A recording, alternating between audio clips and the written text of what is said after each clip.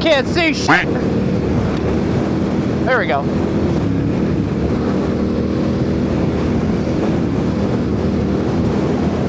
The Biltwell 100 is a 100-mile desert race through parts of the Mojave Desert in California. Sand, dirt, rocks, whoops, ups and down hills, with a few railroad crossings making up just one 25-mile lap around the course.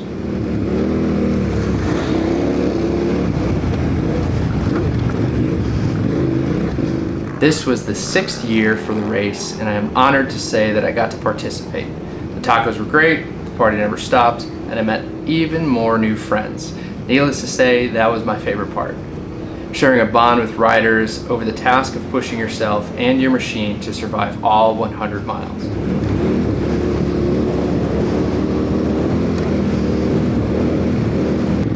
I set off that morning in the middle of the pack, probably the worst place to be, and slowly made my way up a few spots. Not looking to win, but just to finish and prove to myself that I could do this on an adventure bike. The first couple miles I thought, oh, we got this. Just worry about your endurance. And then the sand hit.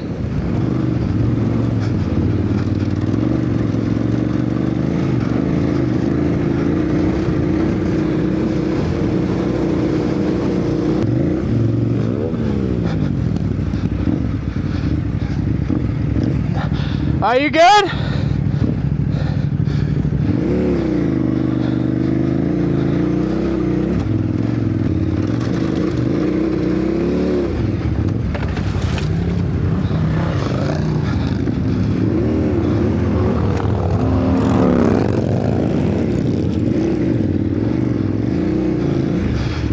In the bush.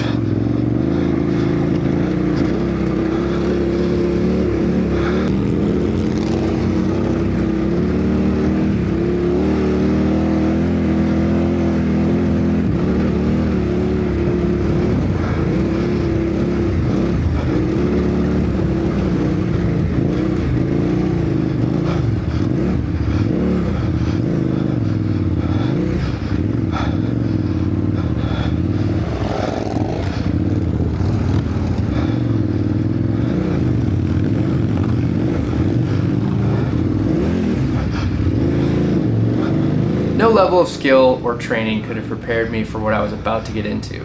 The rest of the 23 miles was littered with sandy washes, sand whoops, and you guessed it, one of the hardest sand hills I'd ever come across. Ow.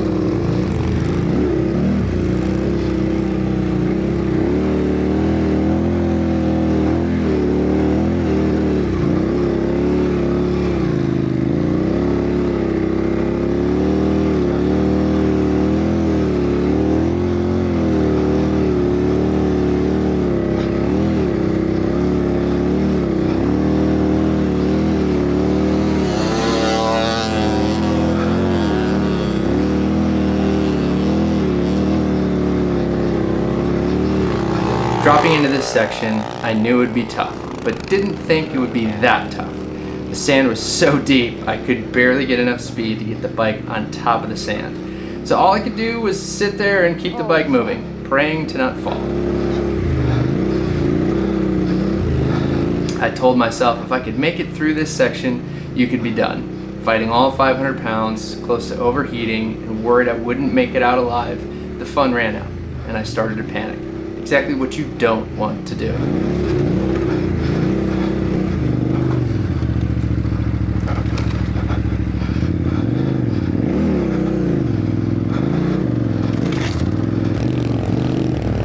That's all right, she can have it.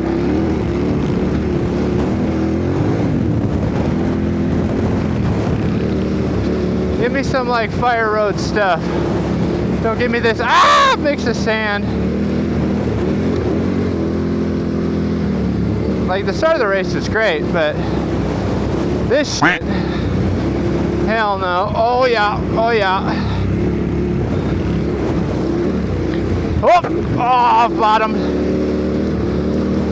That's where you're supposed to lift the front end up, but no. As I mustered my way through the rest of the course, I reflected on what I actually wanted out of a bike and my riding life. And to say the least, this wasn't it. I remembered someone in the pits asking me why I got an adventure bike, and I didn't really have a good answer.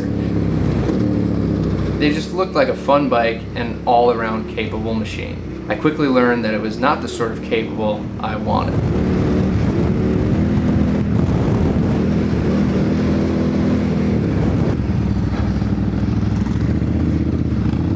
Fire roads are easy and they started to get boring. 2-track was tricky in many sections. Single track was just a no. And to finish 2 more laps at this race, hell no. Yeah, these dudes are fucking flying, man.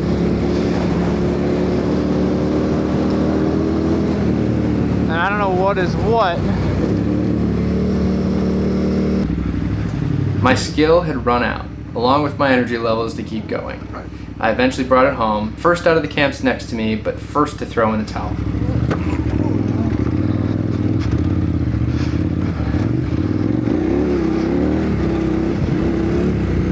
Overall, I'm not disappointed with not finishing the race or the bike's capabilities. In all honesty, I was impressed that the bike survived. It was far too heavy for sand, and suspension bottomed out in many situations, and I sure didn't have the skill to ride it as someone should. I was just proud I came out and did it. Completed the lap, didn't fall, only stopped a few times, and left with a smile on my face.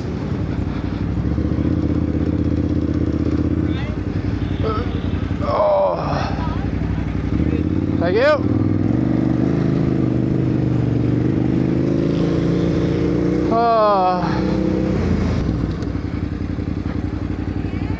Woo.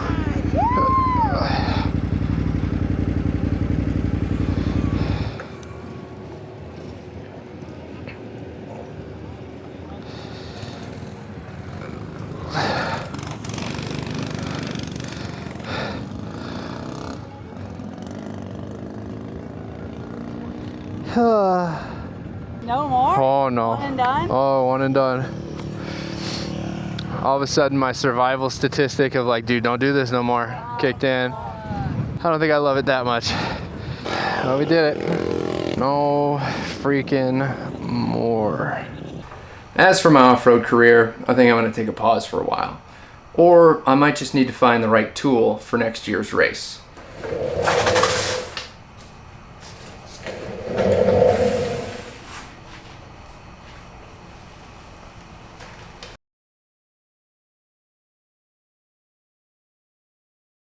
Thank you for watching and joining me on this journey. I know I didn't finish the race, I only completed a lap, and well, I'm glad I was able to check it off my bucket list, to be able to say that I competed in a desert race. But I still think I'm gonna stick to track riding. But stay tuned, who knows what's gonna happen, and until next time, remember to keep riding.